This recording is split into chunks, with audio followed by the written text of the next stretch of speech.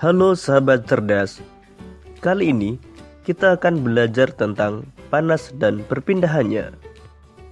Kita akan belajar tentang apa itu panas dan macam-macam perpindahan panas, yaitu konduksi, konveksi, dan radiasi. Panas atau juga disebut kalor adalah energi yang dapat berpindah dari satu benda ke benda lain karena perbedaan suhu. Energi panas akan berpindah dari suhu tinggi ke suhu yang lebih rendah. Panas mempengaruhi suhu zat.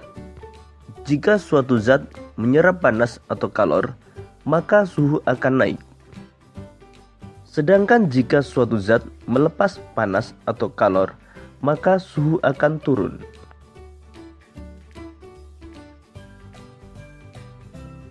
Benda yang mudah dan cepat menghantarkan panas disebut konduktor. Pada umumnya, konduktor berupa logam, misalnya besi, aluminium, dan tembaga. Sedangkan benda yang sulit dan lambat menghantarkan panas disebut isolator. Beberapa contoh isolator antara lain kayu, plastik, dan karet.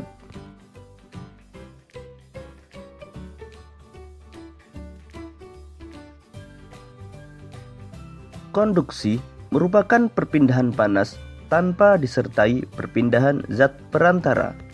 Jadi, pada perpindahan panas secara konduksi, hanya energi panas saja yang berpindah, tanpa disertai perpindahan partikel zat perantara. Perpindahan panas secara konduksi terjadi pada zat padat. Perpindahan panas secara konduksi juga disebut sebagai perpindahan panas melalui hantaran. Contoh peristiwa konduksi adalah ketika kita memanaskan batang logam. Walaupun hanya salah satu ujung dari besi yang dipanaskan, tetapi panasnya akan menyebar ke seluruh bagian besi sampai ke ujung yang tidak ikut dipanaskan. Hal tersebut menunjukkan panas berpindah dengan perantara besi. Contoh lain peristiwa konduksi dalam kehidupan sehari-hari antara lain setrika listrik. Setrika listrik akan memindahkan panas dari sumber panas yang berasal dari energi listrik ke pakaian. Panas berpindah melalui bagian logam yang merupakan konduktor. Mengaduk kopi panas dengan sendok logam, maka panas akan berpindah dari air ke seluruh bagian sendok. Memanaskan mentega. Panas dari api akan berpindah ke mentega melalui wajan yang terbuat dari logam.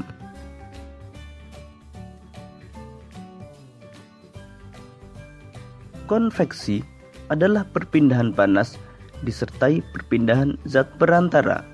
Pada perpindahan panas secara konveksi, tidak hanya energi panas yang berpindah, namun disertai dengan perpindahan partikel zat perantara. Perpindahan panas secara konveksi terjadi pada zat cair dan zat gas. Perpindahan panas secara konveksi juga disebut sebagai perpindahan panas secara aliran. Perpindahan panas secara konveksi dapat kita lihat pada saat kita memasak air. Air yang panas terlebih dahulu adalah air yang berada di bagian bawah. Kemudian, air yang panas tersebut akan naik. Sedangkan air di atas yang masih dingin akan turun.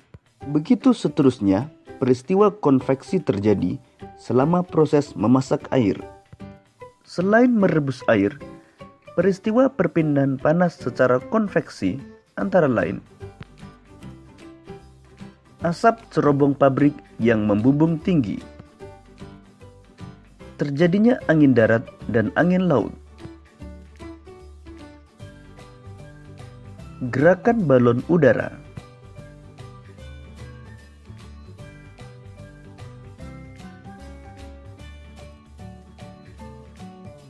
radiasi adalah perpindahan panas tanpa memerlukan zat perantara. Contoh perpindahan panas secara radiasi adalah panas matahari yang bisa sampai ke bumi, meskipun antara matahari dan bumi terdapat ruang hampa yang tidak dapat menghantarkan panas. Perpindahan panas secara radiasi juga disebut sebagai perpindahan panas secara pancaran. Contoh lain peristiwa perpindahan panas secara radiasi dalam kehidupan sehari-hari antara lain, badan terasa hangat ketika di dekat api unggun. Panas dari api berpindah secara pancaran. Pakaian menjadi kering ketika dijemur di bawah terik matahari. Menetaskan telur unggas dengan lampu. Demikian tadi materi tentang panas dan perpindahannya. Jadi, panas dapat berpindah dengan 3 cara, yaitu konduksi, konveksi, dan radiasi.